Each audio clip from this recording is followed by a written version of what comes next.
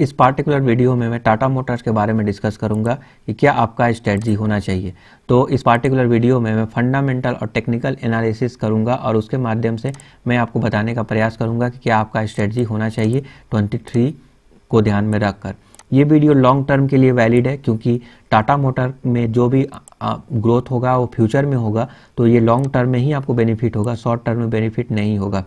Long term में ये multibagger बनाने की पॉसिबिलिटीज रखता है टाटा मोटर। चलिए इसके बारे में डिटेल में जानने का प्रयास करते हैं। तो सबसे पहले फंडामेंटल हम देख लेते हैं।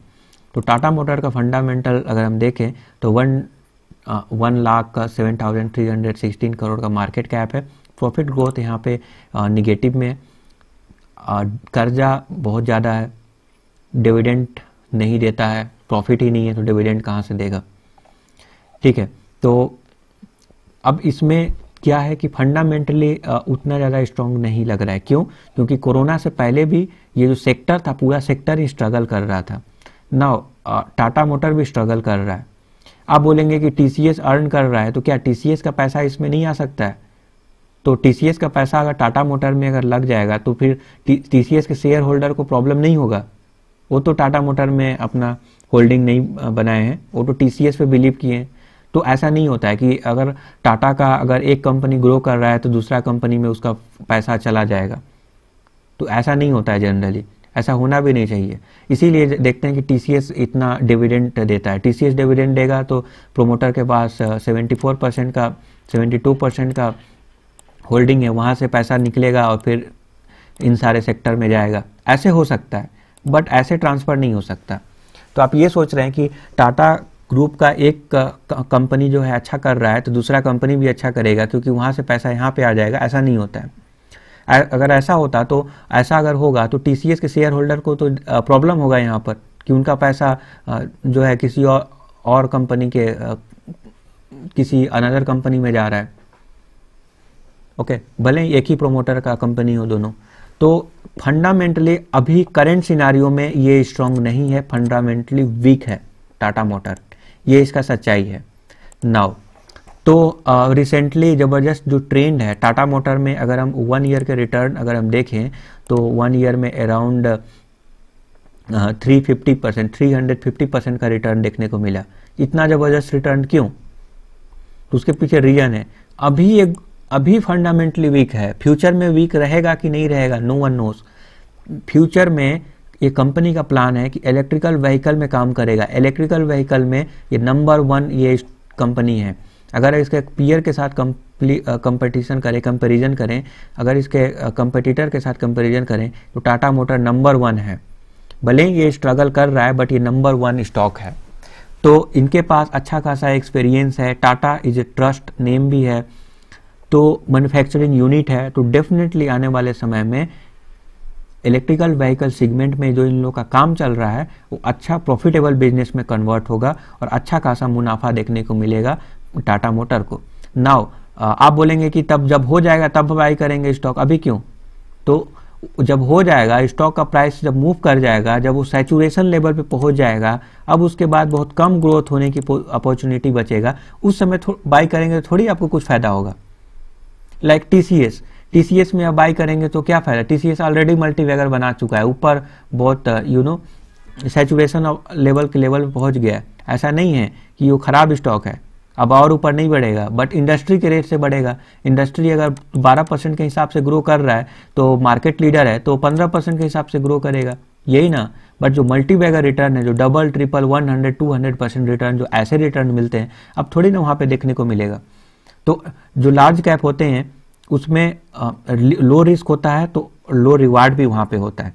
उसी टाइप से टाटा मोटर में currently fundamentally at this level weak है बट आने वाले समय में फंडामेंटली स्ट्रॉन्ग होने की पॉसिबिलिटीज रखता है। और कंपनी का ये भी मानना है कि ये अपना कर्जा भी कम करेगा बहुत ही कुछ समय में, आने वाले समय में।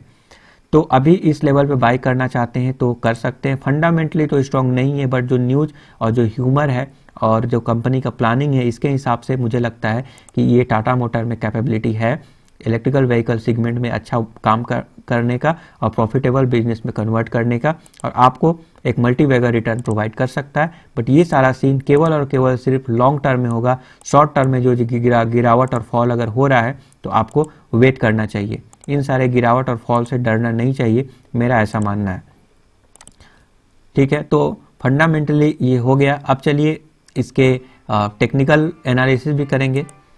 अगर हम इसके पीयर के यहाँ पे अगर हम देखें इस साइड पे आए तो देख सकते हैं 53% एनालिस्ट बाई करने का यहाँ पे सिग्नल दे रहे हैं, और इट्स ओके।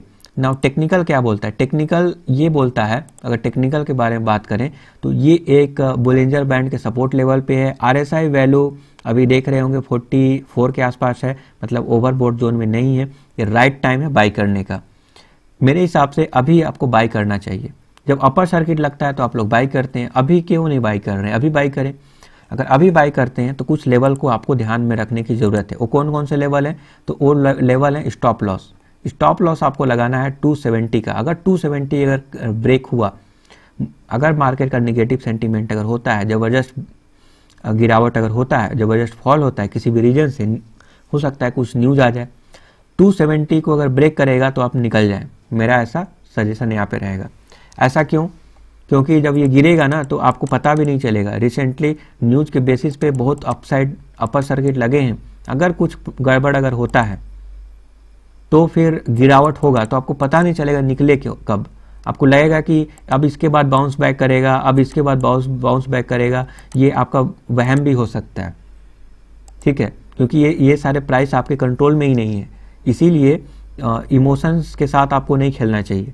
इमोशंस के साथ इसको पकड़ के नहीं रखना चाहिए कि बाउंस बैक करेगा। अगर ये ब्रेकआउट हो, अगर ये ब्रेक करता है, स्टॉप लॉस लगाना है 270 को, 270 ब्रेक करके अगर डाउन ट्रेंड मूवमेंट दिखाता है तो आप यहाँ पे, मेरा ऐसा रिकमेंडेशन रहेगा कि आप सेल करके निकल जाएं।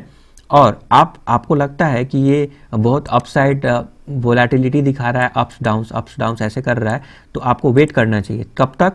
340 तक। 340 को अगर ब्रेक करके ऊपर जाएगा तब आप फिर से एंट्री कर सकते हैं। अदरवाइज ये कंसोलिडेशन अप्स डाउन्स जो हो रहे हैं, जस्ट वेट करें, वॉच करें। अगर एंट्री करना है तो करंट लेवल पे एंट्री क्या कर सकते हैं? ऑफ कोर्स ये बेटर टाइम है एंट्री करने का। 305 ये बेटर टाइम है एंट्री करने का। बट फिर भी आप ये शॉर्ट टर्म में ये गिरावट आपको बर्दाश्त नहीं होता है, कंसोलिडेशन बर्दाश्त नहीं होता है, तो आप 340 का ब्रेकआउट लेवल तक वेट कर सकते हैं, क्योंकि ये टारगेट बहुत ऊपर का है इसका। अगर कंपनी का अच्छा डायरेक्शन में अच्छा काम अगर करता है, प्रॉफिटेबल बिजनेस में कन्वर्ट करता है, तो मल्टीबैगर रिटर्न प्रोवाइड करेगा। इसका टारगेट बहुत ऊपर है। ये रहेगा हमारा कंक्लूजन। इस लेवल पे आपको बाय करना चाहिए। टेक्निकल भी यही बोल रहे हैं। फिर भी अगर किसी प्रकार का डाउट है तो आप कमेंट करके पूछ सकते हैं। Thank you for your support.